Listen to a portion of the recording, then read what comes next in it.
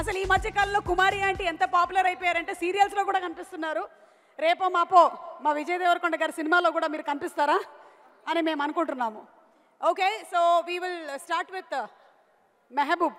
మెహబూబ్, మామూలుగా అయితే dance performance ఇరగదీసేస్తూ ఉంటావు. ఇవాళ హౌ డు యూ ఫీల్ ఇట్లా ఒక ఫెడరేషన్ అనేది స్టార్ట్ చేయడం ఎలా అనిపిస్తుంది? నాకైతే చాలా హ్యాపీగా ఉంది.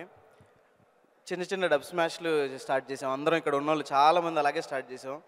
మీరు ఎందుకు చేస్తున్నారా, డబ్బులు వస్తాయి అనేవాళ్ళు.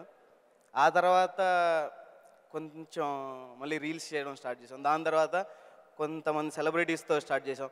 ఇప్పుడు చాలామంది ఓన్లీ ఇన్స్టాగ్రామ్, యూట్యూబ్ నుంచి సినిమాలకు వెళ్ళి చాలామంది మనం చూస్తున్నాం. ఎంతమంది అందరూ స్టార్ట్ చేసిన దానికి ఒక రీజన్ ఉంది. ఎందుకంటే డైరెక్ట్ సినిమాకి వెళ్ళాము, మన దగ్గర ఫోన్ తప్ప ఏం లేదు.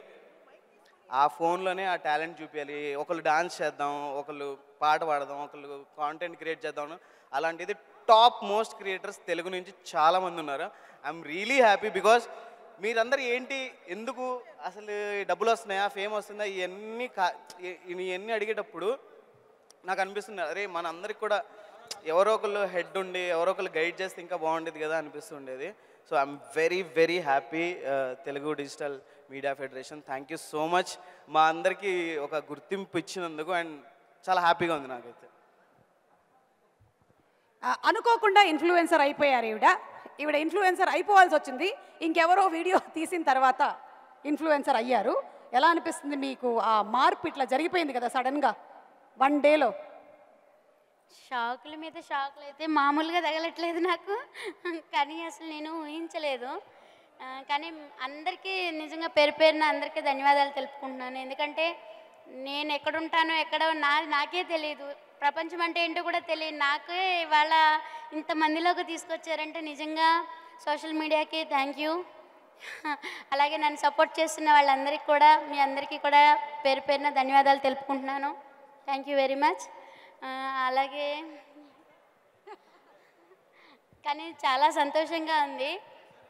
కానీ ఆత్మవిశ్వాసం ఉంటే ఏదైనా ముందుకెళ్ళొచ్చు. నాకు చదువు లేదు అని ఎప్పుడు బాధపడుతూ ఉంటే, చదువు లేదని బాధపడొద్దని, భక్తికి ముక్తికి చదువులెందుకు, ఆత్మశాంతి ఉంటే చాలు అదే దైవము, చెరువులోన చాపకెవరు ఈత నేర్పిరి, బావిలోన కప్పకెవరు భాష నేర్పిరి, అడవిలోన అమసకెవరు ఆట నేర్పిరి, ఆ చెట్టు మీద కోవెలకెవరు కూత నేర్పిరి, ఆ పుట్టలోన పాముకెవరు బుసలు నేర్పిరి, ఆ పుట్టిన బాలుడికెవరు ఏడ్పు నేర్పిరి అని మా అమ్మమ్మ నానమ్మ నాకు ధైర్యం చెప్పి, నేను చదువుకోలేదని బాధపడుతుంటే ఇంకా చాలా అంటే చాలా చెప్పారు.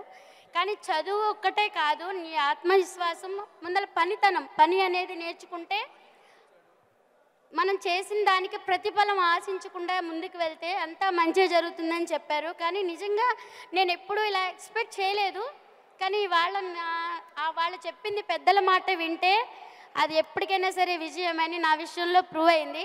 సో అందరికీ ఒకటే చెప్తాను, పెద్దల మాట అందరూ వింటే విజయమే కానీ అపజయం ఉండదు. Thank you very much.